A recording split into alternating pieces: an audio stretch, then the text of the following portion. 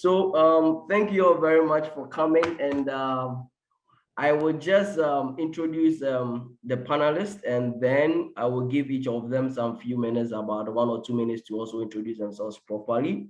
And then afterwards, we will have an interactive section. So it's going to be more interactive. And so I'm glad that we have the people from Ghana Mental Health Authority here with us. We have students here, we have medical doctors, we have consultants here, we have counselors here. So, I mean, I was actually blown away by the Singapore presentation. I mean, and I don't know. So we'll have Enoch Forson, there is Samuel Hanu, there is Angela, there is Auntie Akofa, Dr. Achu, and Craig is, I personally know Craig way back 2018 on the same conference, so I know him way back.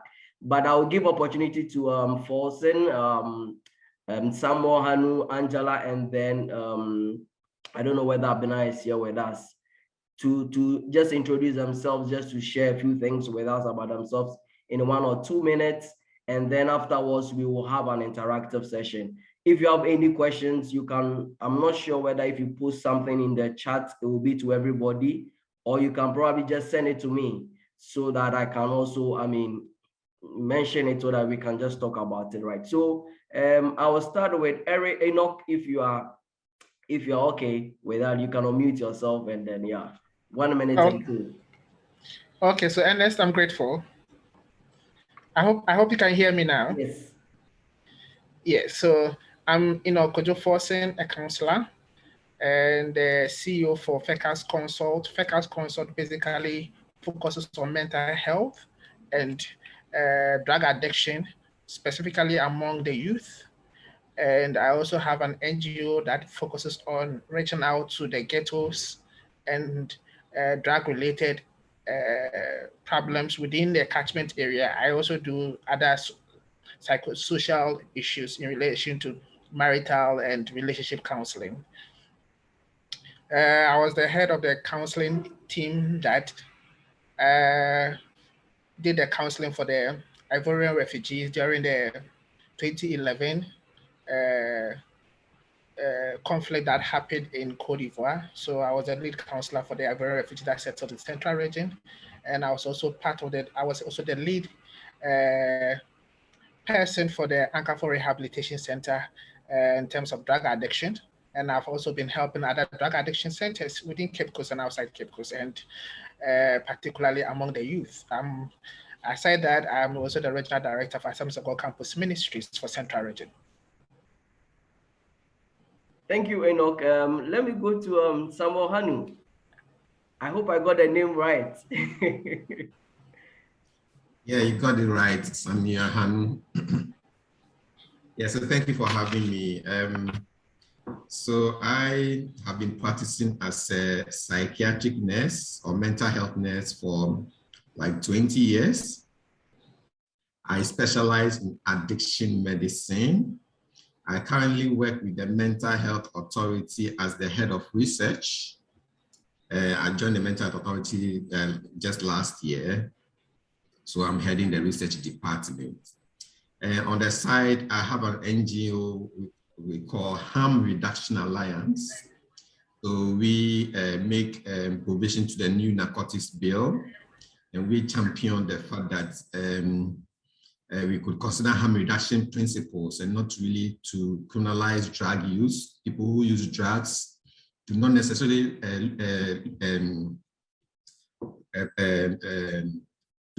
also have to enjoy their human rights. They do not lose their human rights for the fact that they use drugs. You know, that we need to have treatment, give them treatment and stuff. So basically that's what I've been up to and I've been doing. So thank you for having me. Thank you. Samuel, just a quick question. Before joining the Mental Health Authority last year, what were you involved in as a psychiatric? Were you practicing as a psychiatric nurse? Oh yes, I was practicing as a psychiatric nurse, started way down from the ward level to at the point where I was doing administrative work.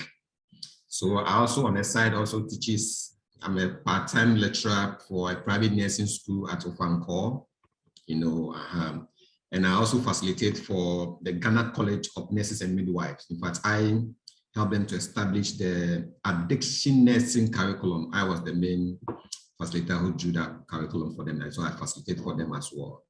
So that's basically what I do. I'm also a Hubert Humphrey fellow. So I was in the US to specialize in addiction medicine for like a year. So Humphrey Fellowship is part of the Fulbright Scholars Program. Yeah, so basically that's what I've been up to. Okay, thank you. Angela, in the next 1 or 2 minutes, if you can also share a brief intro about yourself. Okay, hello everyone. My name is Angela Kumah. I am a PhD researcher and I'm an assistant lecturer at the Birmingham City University in the UK. I'm in the public health department. My current research focuses on understanding the appreciative part of mental health, understanding resilience within the Black community, and trying to develop a framework that allows cultural sensitivity, mental health promotion, and mental health service delivery. So basically what I do is that I'm asking around within the Black community that what makes you resilient and what makes you healthy, and how can that stuff about culture, about our music, our arts, and our sports support mental health and well-being, and support culturally sensitive mental health, and support service delivery as well, especially within third sector. While I was in Ghana, I did a bit of extensive work in volunteering, and during my national service, I worked at the Pantine Psychiatric Hospital. So I worked in the community support department.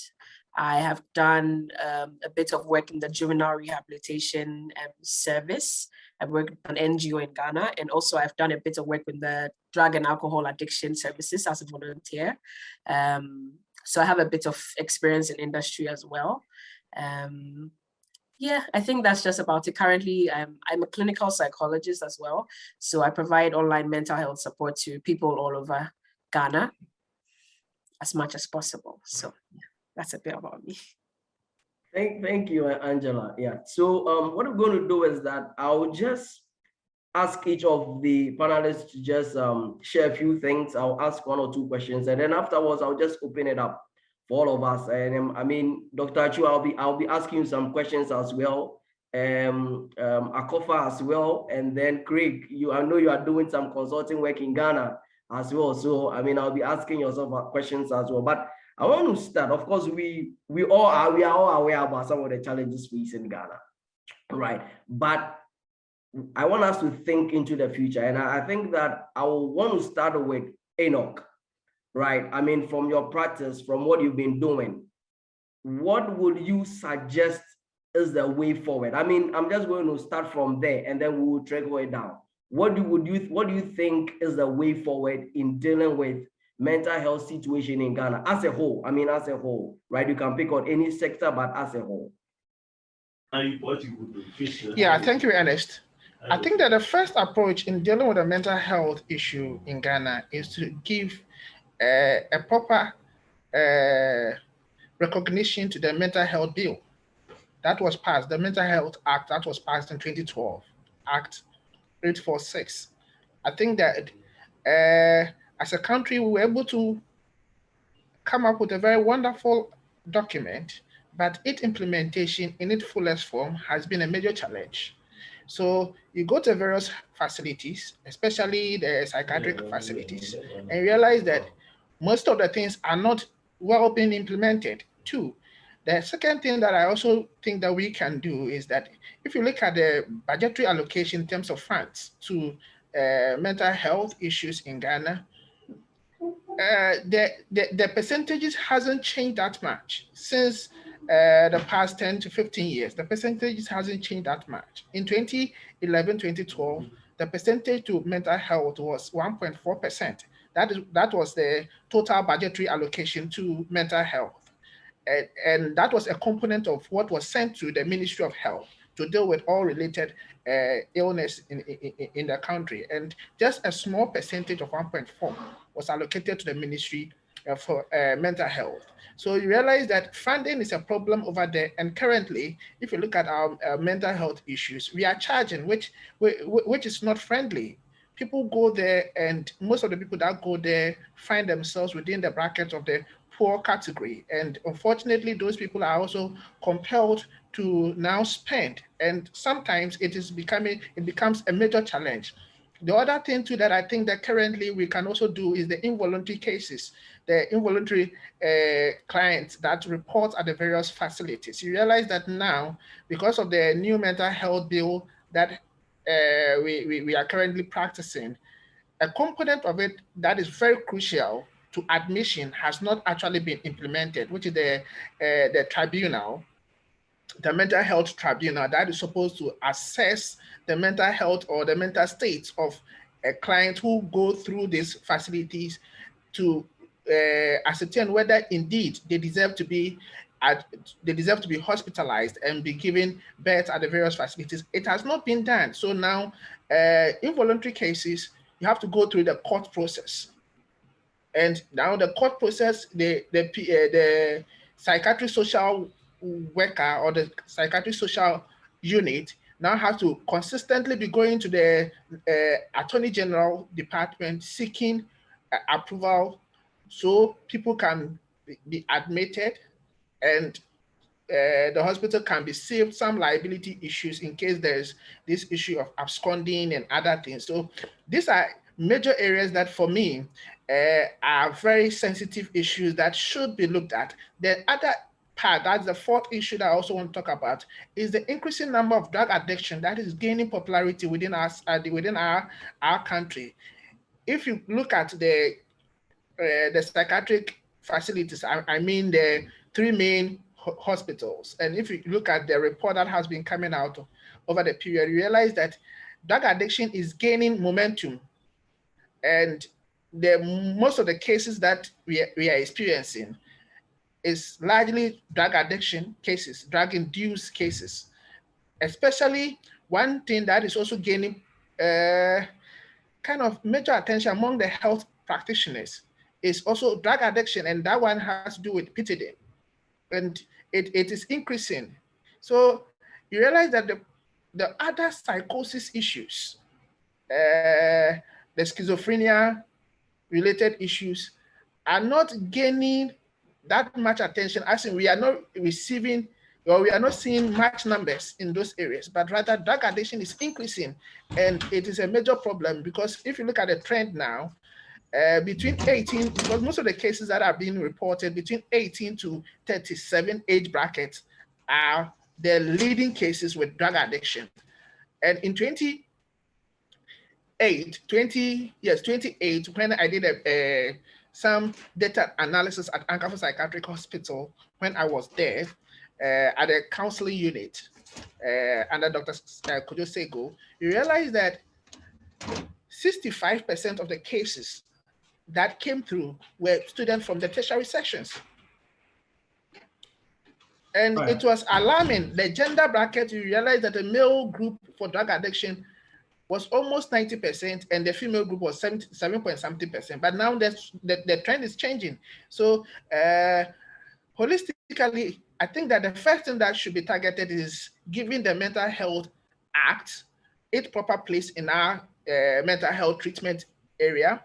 And then the funding should also be looked at. And I also think that drug addiction should be looked at. I've organized a training program for pastors within the region, and you realize that their knowledge about it is weak. And we are trying to get them to understand that it is not only a spiritual problem, but we can also look at it and build their capacity using the NA and the AA programs. Yeah. Okay. Thank you, Enoch. Angela, you want to say something? After that, I know Enoch raised a number of issues, and then if Akofa is around, I want to hear from the Ghana Mental Authority what they are doing, because I know one of her role is the tribunal, and then the implementation, and then I will come to Dr. Chu as well. So Angela, and then I'll go to Akofa, I'll come to Dr. Chu, and then Rick has a number of questions, and then we will look at those questions as well. So Angela. I just wanted to add that I believe that the increase in drug and alcohol addiction is simply a backdrop to the actual mental illnesses that people are struggling with. drug and alcohol addiction is a coping mechanism for dealing with schizophrenia, for dealing with anxiety, for dealing with depression. That is how people cope. So I don't believe that the focus has maybe been shifted to the DSM-related mental illnesses. I believe the problem is that because actual mental illnesses are not being targeted or being looked at properly, people are resorting to the use of drugs and alcohol. You find the very same situation here. That is people's means of coping. People get a high from using drugs. People get the same excitation that they get from physical activity or whatever. We know the whole brain mechanism behind it. But I don't believe that other mental health problems have been overlooked. I believe that they have been overlooked, actually. That is the reason why there's an increase in drug and alcohol addiction. Working within that sphere, and even here now, you realize that that is how people deal with their struggles. That is how people deal with their stress. That is how people deal with depression and anxiety. So you may not look behind what is, look at what is behind, what's the backdrop behind this increase in drug and alcohol addiction.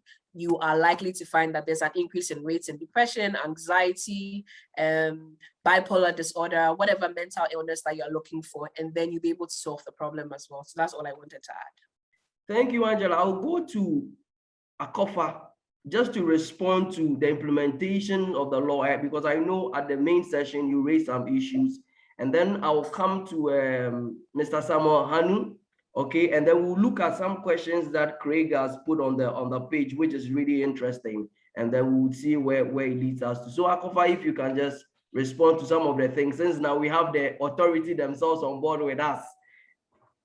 Thank you very much, and I will deal with the issues with the tribunal. My colleague Samuel Hanu will deal with other technical issues that have been raised. With the tribunal, we are working very hard to have it established this year. We are working very hard to have it established before the end of this year. And so for the meantime, what has been done is that the closest district courts are willing, anytime there is involuntary admission, you may apply to the district court for a certificate so that you can admit. So if the co-participants can contact us, we will direct him as to how to handle the situation until the tribunal is established. We are working very hard at it, and these are the tools that the Act itself has provided to help us protect the rights of the patients. Yeah, Akofa, just a follow-up. This information, this information you are providing to us now, my question is, how well it is known to the general public or even to the practitioners? Because for me, this is, or even for Enoch himself, probably this is the first time he's hearing this now. And I think that when you look at the Singapore scenario, education from the bottom up, you could see that, education, awareness, and now they are into the community level. Now, what is the authority doing about educating the public, providing some of these issues out there for people to have them handy, right? Yes, the court issue I raised is just an interim measure for the practitioners are well aware. We have had a lot of meetings and they are at least using the closest district court or high court to them to get the certificate to admit people who qualify as involuntary patients. So that is why I raised it that Ankafo, Pantan, we have only 3 facilities, and these medical practitioners, the psychiatrists are aware, and so they are using it currently. So if Brother Enoch can contact us, we would. Please, can you hear me? Akofa, I can hear you. We can hear yes, you. Akofa, I can hear you. But I wanted to ask also a question, Akofa. Ernest, am I committed? If she can just finish her point, and then you can just ask the quick question, and then we will look at a few things. Please let him go ahead. Okay, you can ask the question. Okay, so Akofa, you raised the issue of certificates. Okay, so I think you are referring to a certificate of agency in relation to involuntary clients. I think that's what you are referring to, isn't it? Yes, please. Okay. Yes, so please. I don't know what currently, because this latest information you passed as in it may be implemented this year. It's new to me. I never knew. But what I also want to know is that there are some clients that are still hospitalized, as in the psychiatric unit, that the processes of getting this certificate of agency to get them properly admitted has not gone through. The God process, for some of the cases has been very slow, and it's delaying some of them. And the hospitals have to release them because the process hasn't gone through, and they can't also keep them forever over there. So I don't know how fast the partnership with the courts or I don't know whether the focus is on the superior court or the minor courts. So I don't know the process because it delays. So I don't know. Just before. Yes, may I know Akofa, where you applied to? Akofa, just a minute. There was a follow-up question to what Enoch is saying, that can this process, can the process to override, can there be a process to override this application of certification that Enoch is even asking? And then someone has raised his hand, and then you also respond to that. Yeah, so okay, may I know first of all where? Hello. May I know first of all where Mr. Enoch application went and it is delaying before I let Mr. Hanu come to respond to some of the issues? May I know? And if those cases are also involuntary, because I understand there are some cases that are the narcotics cases who have been in the world for a long time. But I want to know whether these cases Mr. Enoch is referring to are involuntary patients or they are for different reasons being kept at the hospital. What I am referring to is admission. Supposing somebody qualifies as an involuntary patient, you need to admit. And per the law, the tribunal is not existent. The closest district court can be, you can apply to give you the go ahead to admit such a person. Some of them cause are a threat to themselves, their own life, and to others, the lives of other people in the community. So you can quickly apply to the court, and then the court will give you the certification to admit them and treat them. Let Samuel Mr. Hanu, can you also? Yes, Akofa, let me let Samuel come in. Let Samuel come in. And then after Samuel, I want us to look at some questions that Craig put on the page, just to help us also look at something. And then I'll ask Dr. Chu to also come in as well in addressing some of the issues that were posted. So, Sammy, you can come in.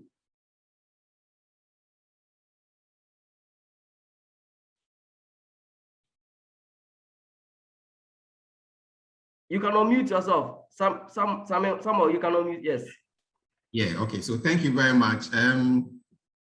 So with the case that Mr. Forson raised, yes, it is true that we have some patients who have overstayed. In fact, some of them have stayed like 15 years, 16 years in the hospital. I remember my first few years at Accra Psychiatric Hospital when I was trying to, I'm a young nurse trying to implement some of the things you've learned.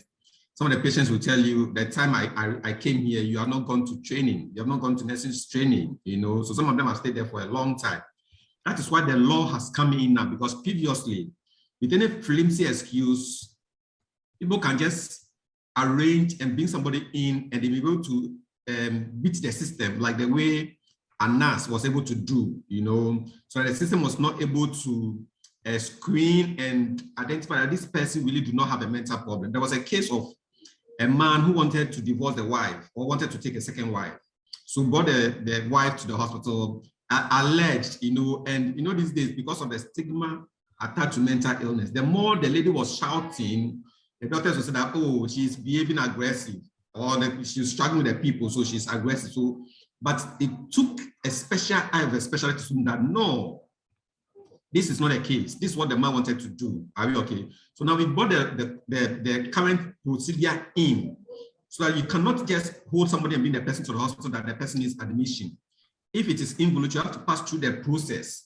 And in fact, just like you are saying, and Akofa is saying, Mr. Forson, we are trying to streamline the process so that by the time you bring the person in, within 48 hours, you should be able to get the a certificate of agency from the court. Otherwise, the doctors will discharge the person. If you bring a person in, you're not going to get it, we have to discharge the person because, in fact, we are having challenges even feeding and taking care of those already sleeping there. So we don't want to add more to the numbers. But previously, when I was working, there was so much overcrowding. Sometimes it's so inhumane when you see that human beings are crowded and sleeping because they are sick. You know, that's how come we've now tried to decongest the hospitals. And the law has come in to sort some of these things out. So that's why, I mean, that's my response to Mr. Forson's concern. Right. Okay. I want us to look at something. I mean, I know there are a lot of questions about this discussion, and I'm glad that we have the contact of the mental health authorities here. Afterwards, we'll bombard them. But I want us to look at a few things. Angela, I'll be with you. Now, a few questions that Craig put on the page, that how ready is the society to adapt technology, okay, in dealing with the mental health issues and therapy. I'm just going to go through three of the questions, and then the economic rationale for investing in mental health awareness, okay, and then the connection between the Western and traditional African mental health approaches and the role that practitioners can play. Okay, so these are three things that I want us to discuss because I believe that technology is really playing a major role in dealing with mental health, you know, therapies and things like that. So I'm just going to read the questions again, and then I will ask Dr. Achu, who is already doing something with technology, to address some of these things for us. And then Angela, you will come in. Okay, so yeah, so we are looking at the investment in mental health. Of course, we know the challenges Ghana is facing, the commercial success of digital mental health services and tools in Ghana, right? And then the readiness of the populace to accept technology. So this is how we're going to do it. I'm going to call Dr. Achu, okay, and then Angela, and then Mr. Forson, if Dr. Achu is around, if he's still there, and then Craig can come in. So Dr. Achu, Angela, Mr. Forson, and then Craig. And then we'll see how much time we have, and then we'll see whether we can wrap up and also share contact to continue this discussion. So Dr. Achu, if you are there, and you can unmute yourself. Thank you, Ernest. Yes, I'm here. Thank you very much. Thanks for the question. So I'd like to touch on the first one, which says whether there's any commercial success or prospects of commercial success with digital mental health care in Ghana. I would say yes. I'm saying this based on an extrapolation for my work with digital mental health care. My mental health service is actually non-profit. Please, can you hear me? Hello? Yes, we can hear you. Okay, and just to add, we have 14 minutes. So okay, 14 minutes, so maybe 2 minutes each, and then we will make it, we'll just wrap up. Okay, I'll make it very snappy. Yeah. So my work with digital mental health care has been largely non-profit since it began. However, I have seen some prospects for that commercialization of digital mental health services in the country. We get some users of our code who are actually willing to pay some money. However, our policy is to make a non-profit for now. So there are some people actually willing to pay some money to receive therapy online or to receive some form of mental health service online. Prior to the pandemic, it wasn't something that many Ghanaians would have or were willing to subscribe to, because many people feel that the traditional physical contact you have with the clinician is quite significant. They want that tangible feel, they want that tangible experience. So most people will more or less subscribe to a one-on-one consultation with the clinician. However, with COVID coming in, with the adoption of many telemedicine tools across the country, people have found it necessary experience to actually seek online mental health service. So it's something that the Ghanaian population is embracing. And I believe that many people, there are prospects for commercialization of digital mental services in the country. Uptake has been very good. People are now willing to subscribe to digital mental health service. So yes, there's a lot of prospects for that. Yes. Thank you very much, Dr. Achu. And let me just say that we will continue this conversation. We have the contact I will share afterwards, and then we'll continue the conversation. And so, Angela, if you can just share with us. Yeah, okay. Thank So you. I believe that the work Ashu and his and Minded are doing is absolutely amazing. I can agree that people are more willing to have online therapy now because all my clients currently are online and most of them are from Ghana. So it shows that there is a change, that people are more willing. People will reach out on social media and say, is there a therapist available I can talk to? And if I can't offer services, because I do 5 million other things, I hand them over to a therapist in Ghana. So people are more willing. I would like to address Craig's question on if there's a well-established connection between Western and traditional African mental health approaches. I do not think any exists. Every year in university, I heard them talking about the fact that Western mental health ideas and traditional approaches do not match. And that's the reason why there's so much stigma in Ghana. Yet still, I don't think too much has been done to support African approaches to mental health and well-being. Because of my current research, I'm more aware of how the Black community thinks, and whether they are Afro-Caribbean, African, or Black British, we all think the same way because we are all cut from the same cloth. And there is not much that is being done with regards to supporting mental health from a culturally sensitive perspective. Obviously, there are organizations that are coming up slowly that take a more cultural approach. But I'll just use this example, for instance. Everybody knows about the language of mental health. I think that if there was anything that had to do with addressing mental health from a traditional perspective in Ghana, it should start with language and how people talk. Take, for instance, the term basa. How many times do we use maye basa? And what does the term basa entail? It means I'm a mess. It could mean that the person is having a headache. It could mean that the person is anxious, they're having a backache, they are stressed, they are depressed, they are anxious. But I don't think that there are papers on the language of mental health. I've seen one paper by a linguistic professor in the University of Ghana. But there isn't much that is being done to connect mental health and the traditional approaches. There's so much within our culture that actually supports mental health and well-being and resilience, because Ghanaians are resilient people, but we have not explored that enough. If we're able to take things from a more culturally sensitive perspective and ask the average Ghanaian that when you're having a difficult day or when you're unwell, what kind of support do you receive? They'll begin to talk about their faith. They'll begin to talk about their traditional herbs and medicines. They'll begin to talk about their family systems, but also looking at the negative side of it. What about not being well? What kind of support don't you receive when you're not well? And how can we use the things that we already have within our culture to support your well-being? We'll be able to get a more transformative approach to mental health and well-being service delivery. Because listen, if people who have lived outside of in the UK, in the US, wherever, cannot access mental health services because they do not feel like they are culturally sensitive and they do not meet their needs, how much more the Ghanaian who lives in Ghana that has known about Ghanaian culture all their life? None of the Western approaches will make any sense to them. Don't come and talk to them about schizophrenia, anxiety, depression. It will all be Greek to them.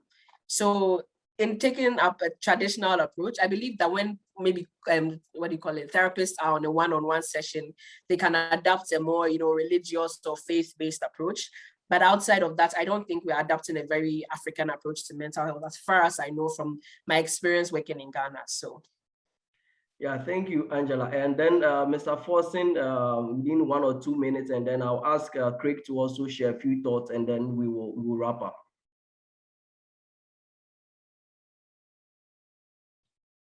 Yeah, thank you, Ernest. I think that Angela asked a particular question. I think that question probably we may not be able to look at it. So I would just want to reiterate it. She wanted to know the time lapse between when this certificate of agency is actually issued and whether there can be some override in relation to this. I'm asking this question. I'm reiterating this question because not too long ago, a patient was discharged from one of the popularly known psychiatric hospitals, went back home and killed his father. And the issue was that I had this information from the media, and it was one of the evening reportage from one of the media houses. And it was shocking because then on what basis was the patient discharged? And who did the analysis? Who actually picked up the information? we are silent. We didn't hear anything about it. So I'm particularly concerned about this involuntary and this for the voluntary part. I don't have really much problem, but the involuntary issues and how when the court is delaying, people they are now discharged and all those. I've also had a situation because I started at Ankawu Psychiatric Hospital in 2008, and we've had cases where in those days people present clients who probably have some related mental health issues, but have been able to acquire some wealth for themselves. And when they want to now gather these things from these people, they present them as if they are sick and they bring them to the facility, hold them there for some time. So I agree, but I'm looking at the lapses around this certificate of agency and how people get back because of this issue of people killing relatives and other things. So probably that is where I would love Honu and then my other sister Kofa to probably look at these areas and how best we can do work around this, especially with the tribunal. I'm particularly concerned about the tribunal. Thank you very much. I'm sure I'll follow up with that with Akofa after the program. So